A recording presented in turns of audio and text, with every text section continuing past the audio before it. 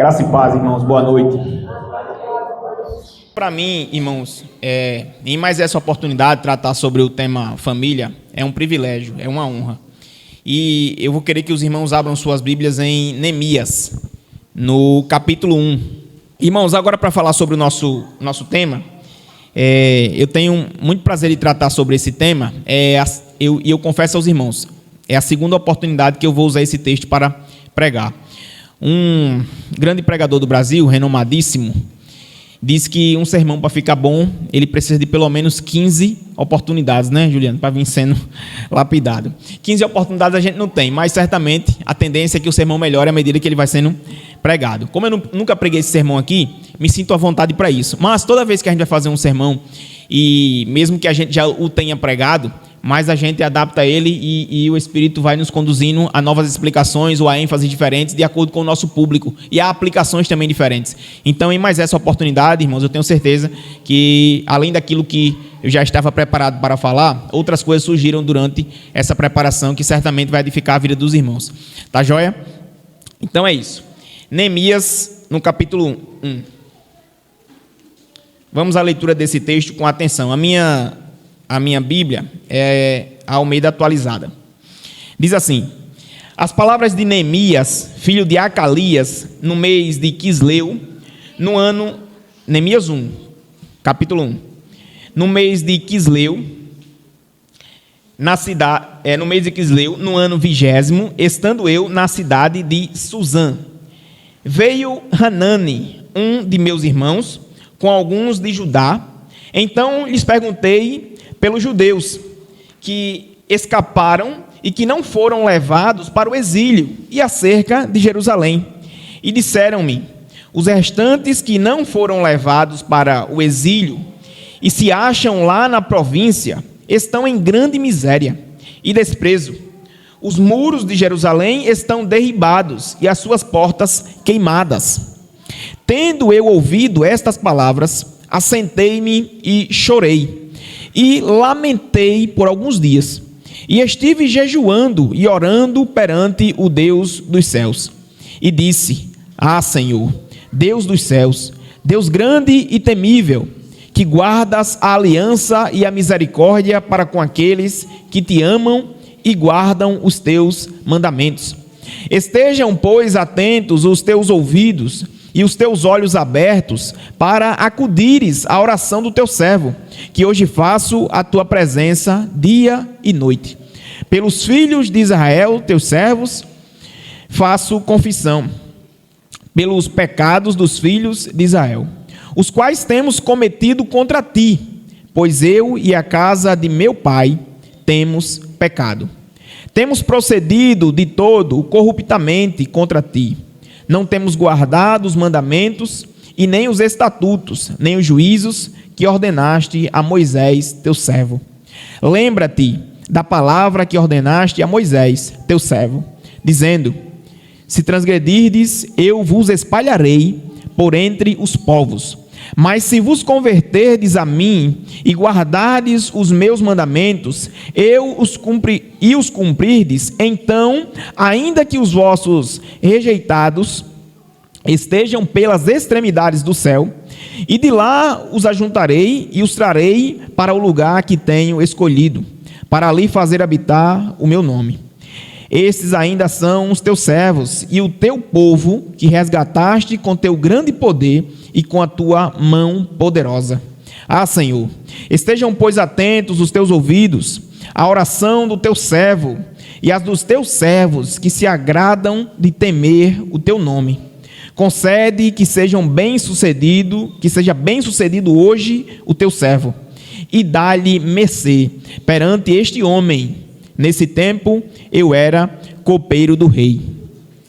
Irmãos, vamos fazer mais uma oração. Senhor, nós te agradecemos, Pai. Nós temos o privilégio de estarmos aqui para ouvir a tua voz, para nos debruçarmos, Senhor, sobre a tua palavra, a fim de tirarmos daqui ricas e preciosas lições que devem ser vividas de maneira prática, Senhor, e muito cuidadosa por cada um de nós. Que o Senhor nos ajude, Deus, que o Senhor nos faça ter a devida consideração pelo que seremos levados a refletir, para que de forma muito, Deus, abnegada, de maneira consistente, de forma progressiva, a gente aplique esse texto no núcleo familiar de cada um de nós e também estenda, Deus, o nosso braço àqueles que compõem a nossa parentela. Nós te pedimos isso por acreditar que somos agentes de transformação, Deus, nesse mundo e especialmente, Deus, de maneira muito providente, pela tua escolha, no meio de nossa família. Nos ajuda, Pai, para que seja assim, em nome de Jesus. Amém. Irmãos, Neemias era um líder de uma nação. Neemias, nesse tempo, de acordo com o seu próprio nome, já que essa é uma característica bíblica, todo nome bíblico ele tem a ver com o caráter da pessoa a quem lhe foi dado. E as suas obras, aquilo que ele desempenha como o ministério da sua vida, justamente respalda o nome que foi lhe dado. É óbvio que não é assim hoje, mas dentro das Escrituras sempre é. O nome que a pessoa recebeu é também a provisão do seu caráter e aquilo que ela vai desempenhar como missão dada por Deus, já de forma pretensa. Então, o nome de Neemias, Nehem e Yah, é o nome de Deus, o nome pactual de Deus, a parte final. Nehem é consolo ou conforto. E o Yah é o Yah de Yahvé. Hoje em dia a gente fala Jeová ou Javé, propriamente em alguns escritos. Mas o nome original, o tetagrama que se fala, é Yahvé, mais próximo ali do original. Na verdade, nem se sabe qual era o nome de Deus, tamanho era o zelo que os judeus tinham pela pronúncia desse nome. Tanto era, irmãos, que nas suas práticas ritualísticas, quando eles estavam escrevendo, né, a gente não tinha cópia naquela época, muito longe disso, quando eles iam escrever o nome de Deus, eles paravam seus escritos, tomavam um banho da cabeça aos pés, escreviam o nome e depois, mais uma vez, se purificavam para voltar às suas escritas normais. Era um zelo e um escrúpulo tão grande que eles tinham pelo nome, que chegaram ao ponto de nem pronunciarem. É por isso que não se sabe até hoje, e também na época deles, qual era a forma exatamente correta de maneira escrita, porque eles não pronunciavam devido ao zelo.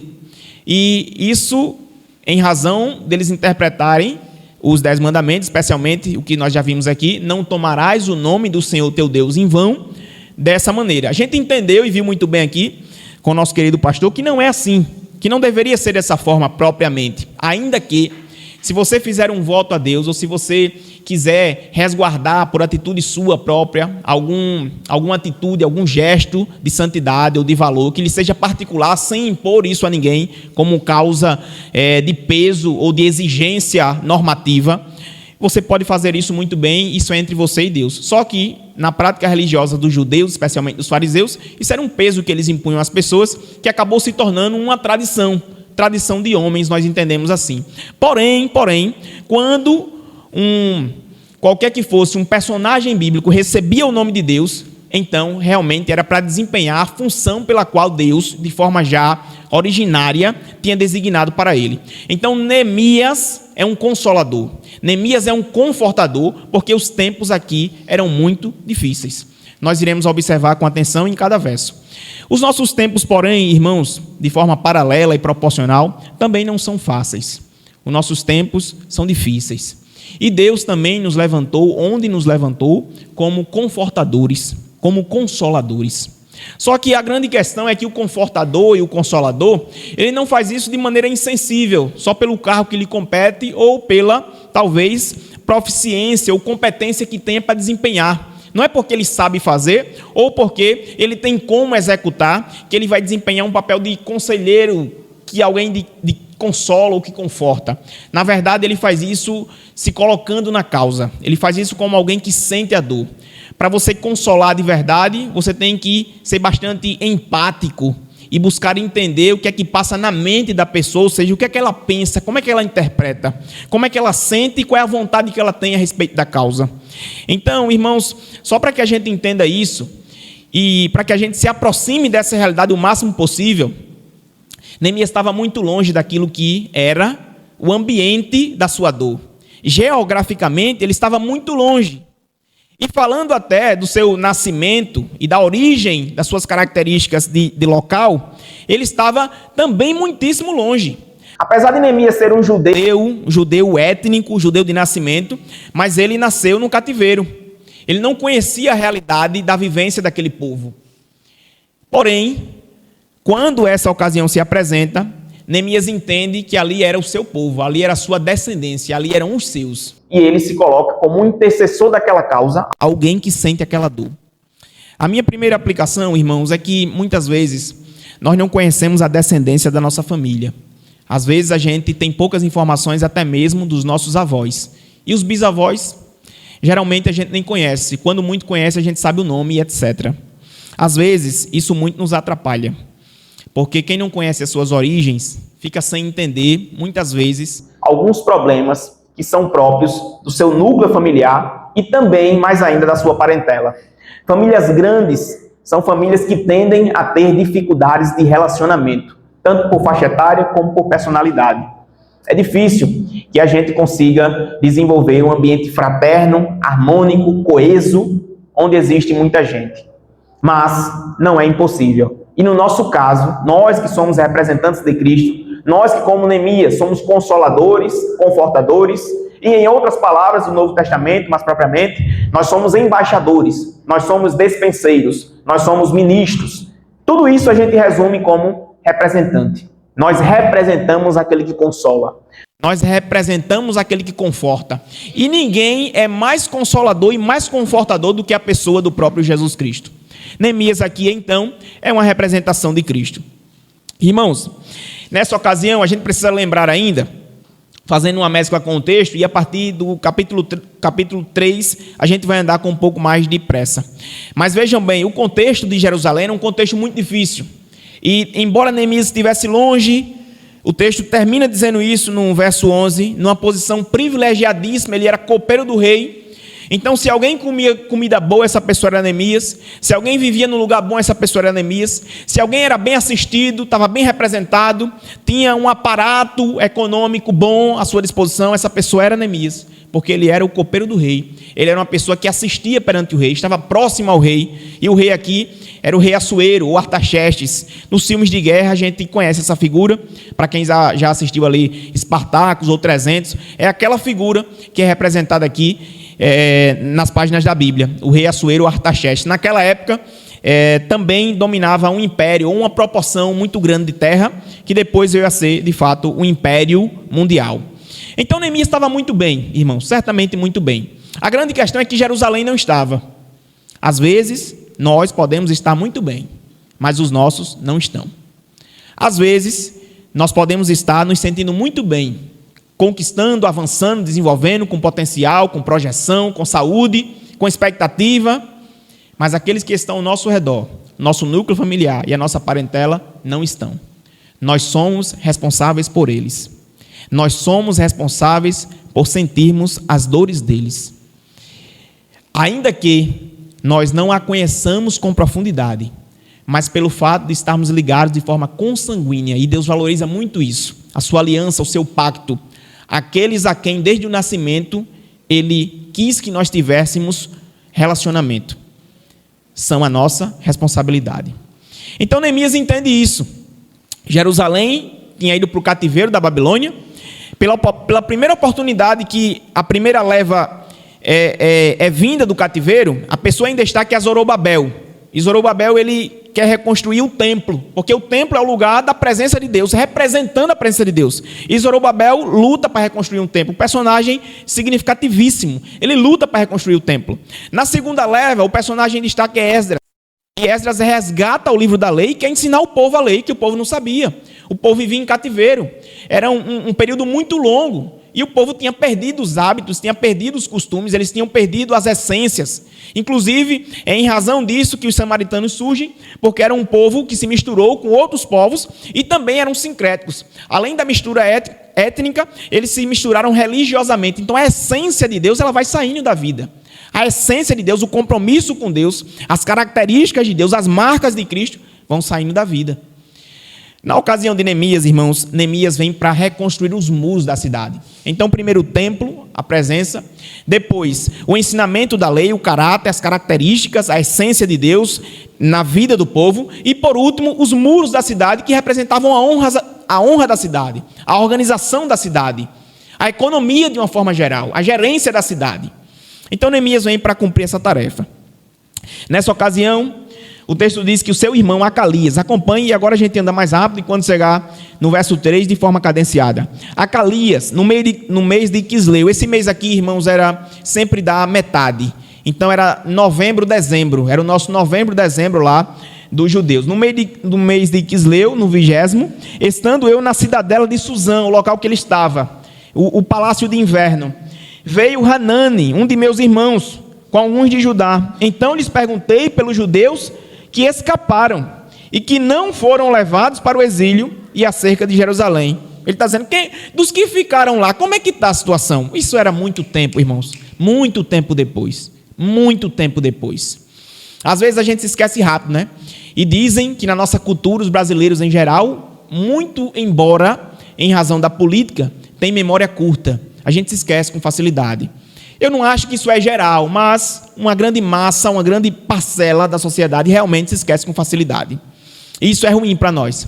Mas Neemias, ele foi feito lembrar. E muitas vezes o Espírito Santo nos faz lembrar. Nessa ocasião, por algo específico, por sensibilidade, por se importar. Ele perguntou. Ele foi para perto. E ele perguntou, aqueles que não foram levados, quem não era levado? Aqueles que não tinham qualquer serventia. Os mais velhos, os doentes, os incautos, os incapazes, porque os melhores eram levados. Tanto é que em uma dessas levas, nessa ocasião, é que está lá também Daniel, que era um jovem muito capaz, foi levado, como tantos outros, Ezequiel e tudo mais. Enfim, irmãos, esse contexto aqui ele é muito próprio dos livros de Ageu e Zacarias. Eles são desse mesmo período, junto com Esdras também e aqui Neemias. Então todo esse contexto acontece nesse tempo. Neemias pergunta, como é que está lá?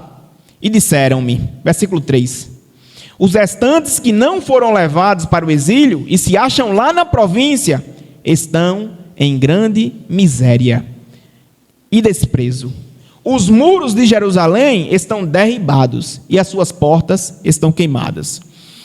Irmãos, eu sei que a gente pode passar por muitas dificuldades, mas só o fato de nós estarmos aqui essa noite, bem vestidos, bem alimentados, talvez não com aquele alimento que a gente gostaria, mas nós estamos aqui alimentados. Quem não se alimentou ainda vai chegar em casa, glória a Deus, independente, se alimenta. A gente tem uma boa cama para dormir, a gente tem uma boa casa para se agasalhar, a gente tem um trabalho de onde tirar a nossa renda, a gente tem boas relações, podem não ser tantas, mas a gente tem. Enfim, irmãos, a gente está vivendo bem pela graça e pela misericórdia de Deus.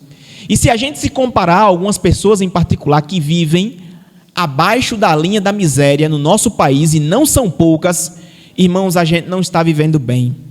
Nós estamos vivendo ótimos. Nós estamos para lá de muito bem. É muito mais importante que a nossa consciência esteja limpa acerca de tudo isso. Que a nossa vida seja uma vida íntegra, honesta, respeitosa, e o texto também vai falar sobre isso. Mas acerca das nossas provisões materiais, que não é o contrário daquilo que é espiritual, muito pelo contrário, então, melhor dizendo, aquilo que é material também é uma evidência da bênção de Deus, da espiritualidade presente em nossas vidas. O contrário do que não é espiritual é carnal e não material. O material também faz parte, é a provisão, é o cuidado de Deus conosco, é a forma dele dizer que cuida de nós muito melhor do que cuidam tanto das aves como dos lírios do campo. Deus cuida de nós, Deus nos protege, Deus nos guarda, Deus nos provê. E nós estamos bem é por isso. Apesar daquilo que nós mesmos fizermos para não estarmos tão bem como estamos hoje. Mas nós estamos bem, é pela graça e pela misericórdia de Deus. Tem pessoas que estão numa situação muitíssimo difícil. E aí, irmãos, Neemias, ele se dá conta disso. Agora o texto ele entra em um contexto muito particular de uma cidade, de um povo, de uma nação. Essa linguagem para nós pode até parecer distante, mas quando devidamente aplicada, ela faz todo sentido. O texto diz assim, os muros de Jerusalém estão derribados, Neemias foi lá para reconstruir, e as suas portas queimadas. Só que a questão aqui, irmãos, é que muro não é muro simplesmente, e porta não é porta simplesmente. Não somente. Naquela época, uma cidade sem muro era como, na proporção, para a gente poder entender, uma cidade que não tem energia elétrica. Um povo que vive no breu de todo jeito. Imagina, numa região muito distante, quem sabe, assim, um povo parecido com os ciganos, que até o Congresso da Juvep trabalha muito bem sobre os povos marginalizados.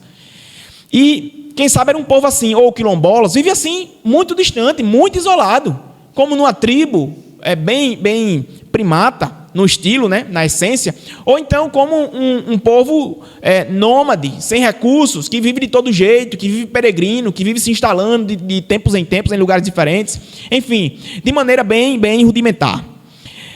Uma cidade sem muro era uma cidade abandonada, especialmente naquela época, porque o muro fortalecia uma cidade, o muro era a estrutura da cidade primária que comunicava a sua organização, a sua economia, a sua pujança, a sua defesa, os seus sistemas organizados de saúde, da forma como fosse naquela época, de economia, de educação, etc. A cidade com muro estava protegida. Uma cidade sem muro estava desguarnecida, estava vulnerável, estava completamente abandonada. Em Jerusalém, a cidade de Deus, a cidade escolhida, o povo de Deus estava vivendo dessa forma.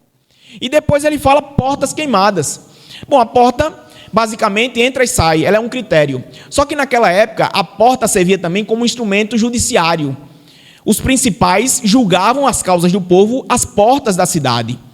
E davam legitimidade, legalidade, de forma normativa, aquilo que o povo tinha como direito às portas da cidade. Agora imagine um ambiente onde você não tem qualquer garantia da lei e da ordem, das forças de segurança, onde tudo está ao léu, onde tudo está jogado, onde tudo está completamente vulnerável, desassistido, despercebido, negligenciado, sem qualquer possibilidade de que ali houvesse uma reconstrução ou uma ordem.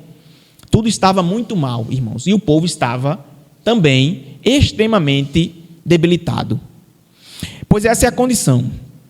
Eu tenho certeza que a gente pode se lembrar aqui de algumas pessoas que vivem ao léu do vento, que vivem desguarnecidas, que vivem desinformadas, que vivem desprestigiadas, depreciadas, desvalorizadas, em razão de não serem devidamente assistidas. Quem sabe essas pessoas podem estar até mesmo no seio de nossas famílias. Eu digo a respeito de nossa parentela. Os nossos parentes de primeiro, segundo, terceiro grau, essas pessoas são importantes. Elas são importantes para Deus. Elas devem ser importantes para nós. E elas podem estar ao nosso alcance. Que Deus nos ajude a fazermos a diferença em suas vidas. Agora, irmãos, com atenção ao verso 4. O verso 4 diz assim: tendo eu ouvido estas palavras, essa foi a postura de Neemias. Assentei-me e chorei, e lamentei por alguns dias, e estive jejuando e orando perante o Deus dos céus. Irmãos, a postura de quem é empático, de quem entende a dor do outro, a sua necessidade, a sua vulnerabilidade, a sua dificuldade com questões básicas, realmente é essa. É de choro, é de lamento, é de dor. A situação era muito difícil. Um povo desguarnecido, desassistido, vulnerável, como quem esquecido por Deus na prática, mas certamente Deus tinha uma ocasião específica para restaurá-los. E Neemias se levanta dessa forma. Eu sei, irmãos, que Deus pode nos levantar para restaurar. Eu sei que Deus pode nos levantar para reformar. Eu sei que Deus pode nos levantar para reconstruir, para reanimar, para reavivar. Eu sei, irmãos, que Deus pode. Mas nós precisamos fazer como Neemias, buscar as informações, nos posicionarmos de forma estratégica, querermos estar nas mãos de Deus e não vivermos de maneira desatenta.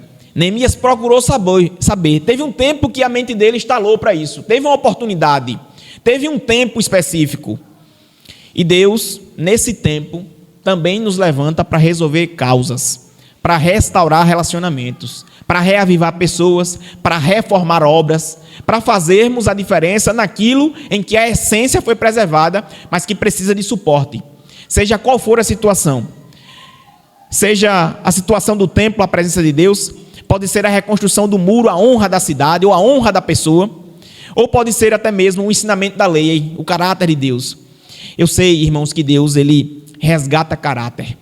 Deus redime pessoas. Deus faz pessoas se lembrarem das promessas que ele tem.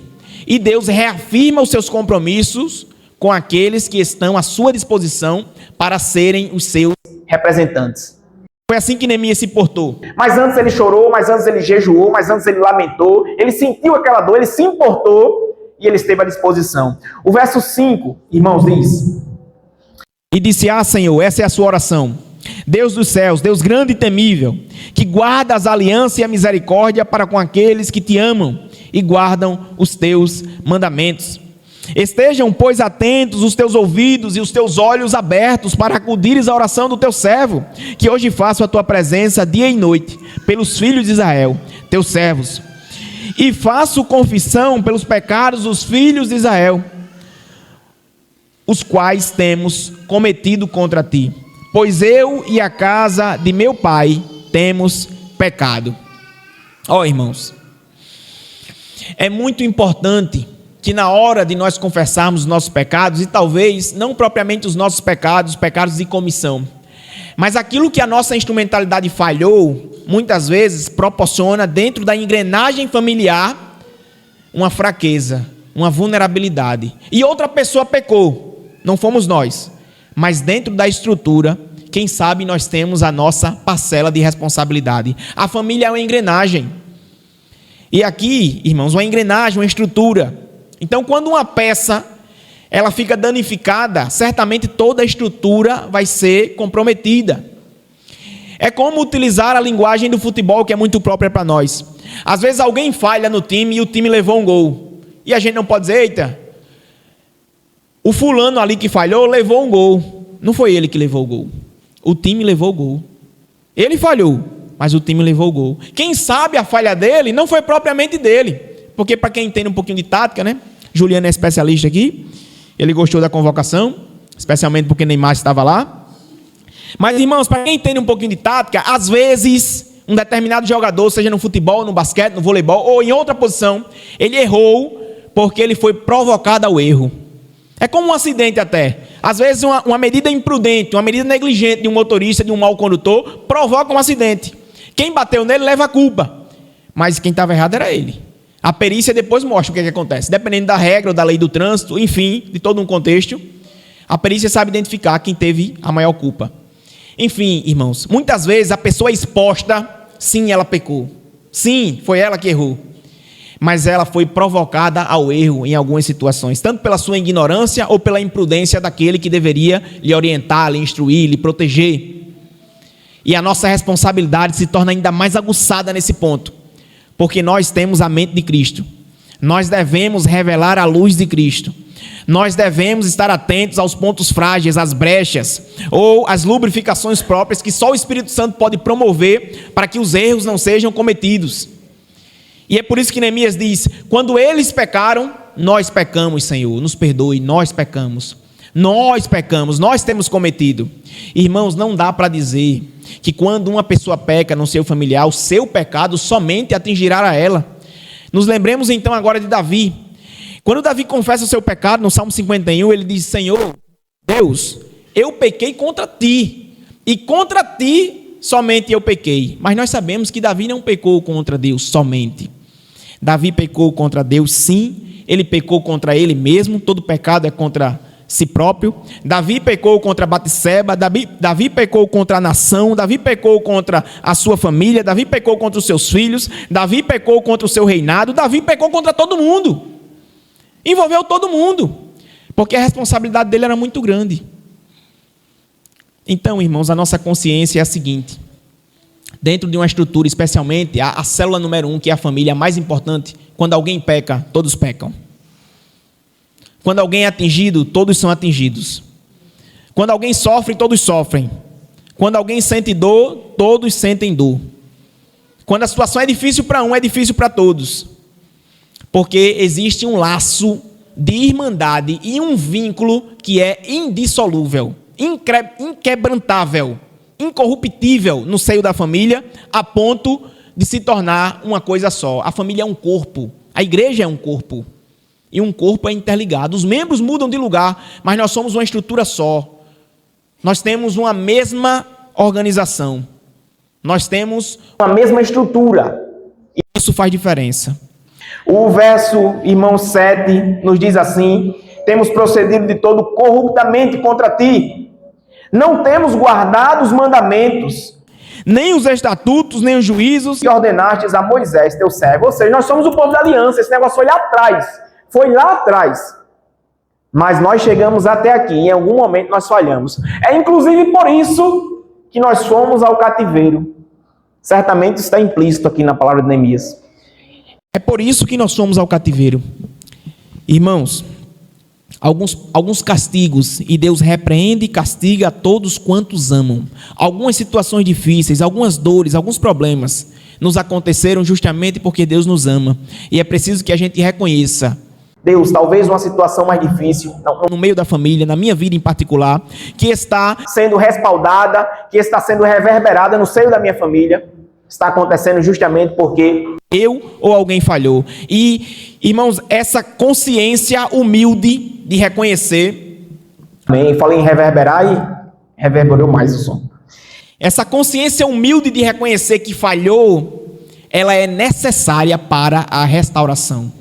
Se Neemias não reconhecesse esse ponto de dizer: Deus, nós falhamos, nós transgredimos, nós agimos de todo corruptamente, nós não guardamos a tua aliança, que o texto que a gente estava lendo com a irmã Maria, e que também já foi lido aqui com o Juliano, Shemar, o guardar, nós não guardamos, e não guardar nos expõe aos erros. E se Deus lhe ama, e se Deus lhe protege, e se Deus tem uma aliança com você, em algum momento também, sim, Deus pode lhe castigar, para provar o seu amor e o compromisso que Ele tem em restaurar a sua vida, santificar a sua alma e purificar a sua conduta.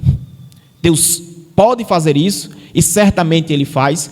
E quando isso acontece, nós crescemos, nós avançamos, nós melhoramos, nós nos tornamos mais capazes.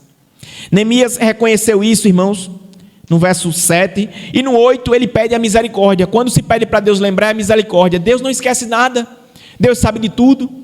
Deus conhece a todos, Deus sabe o que a gente pensa, Deus sabe o que a gente sente, Deus sabe o que a gente quer, Deus sabe de tudo. Mas Neemias diz: lembra-te da palavra que ordenaste a Moisés teu servo, dizendo: se transgredirdes, eu vos espalharei para os povos. Aí Neemias estava dizendo: eu sei, Senhor, isso aconteceu, o Senhor é fiel à sua palavra, e tem hora que Deus diz aquilo que vai acontecer, e se alguém duvidar, Deus prova que Ele é fiel à sua palavra, para fazer o mal e trazer à ordem aquilo que é necessário para uma relação íntima e constante.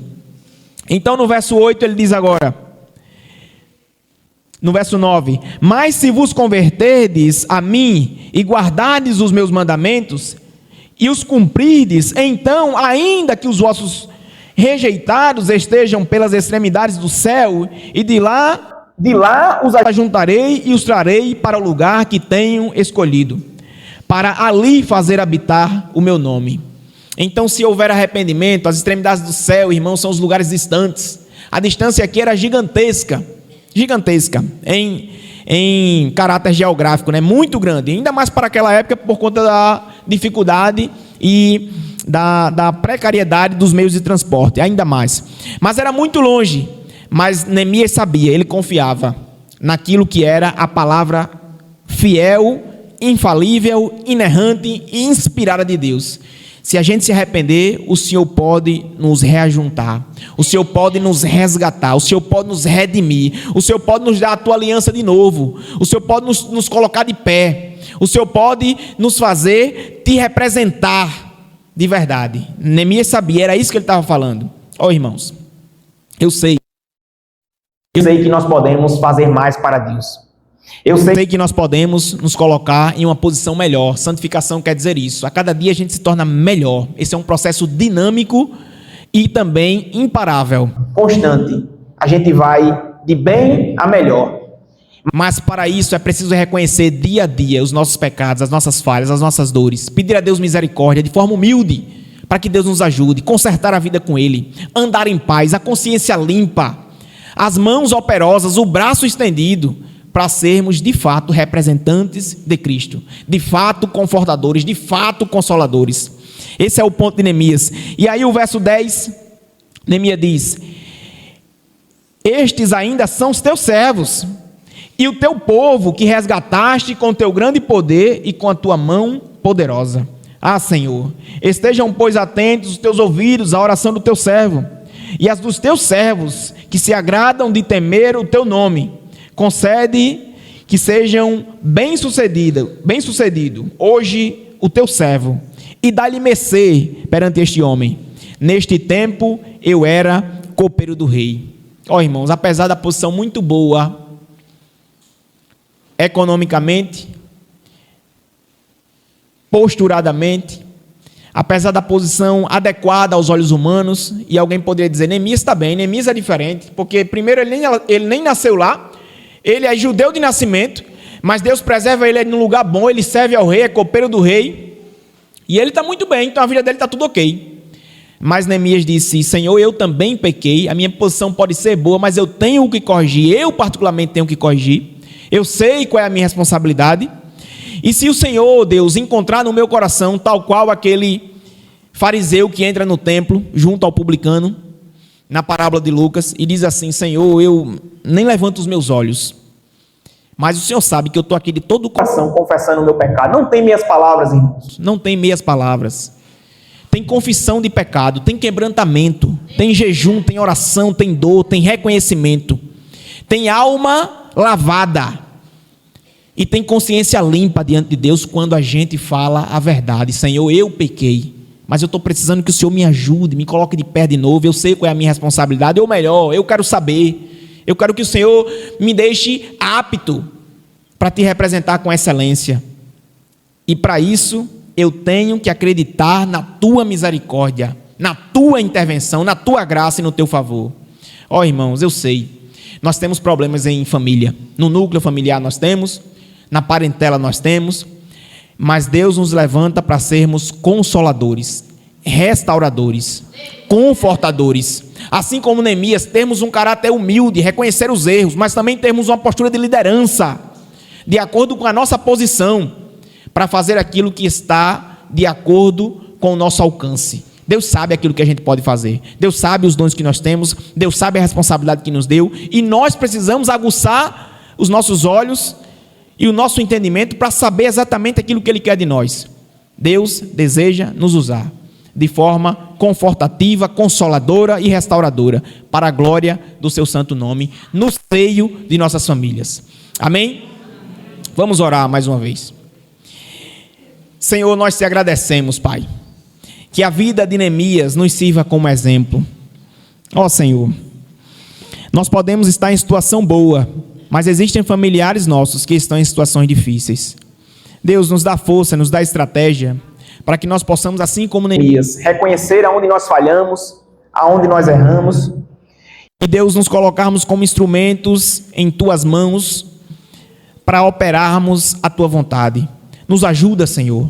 Nós precisamos da tua graça, nós precisamos do teu favor, nós precisamos, Deus, da tua direção. Que o Senhor, assim como achou em Neemias, também derrame, Deus, o teu favor sobre nós, que haja mercê sobre as nossas vidas, Deus, para que os teus bons planos sejam bem executados por meio da nossa instrumentalidade. Ah, Senhor, e eu te digo, quem somos nós? Mas o teu poder operando em nós não encontra barreiras para concretizar a tua vontade. E nós estamos aqui não confiados na nossa força, mas na força que tem o teu sangue de nos purificar e de nos tornar, Deus, instrumento poderoso em tuas mãos para a restauração de vidas, a consolação de vidas, o conforto de nossos familiares. Nos ajuda, Senhor. Nós precisamos da tua graça e do teu favor. Em nome de Jesus. Amém e amém. Deus abençoe, irmãos. Muito obrigado pela preciosa atenção.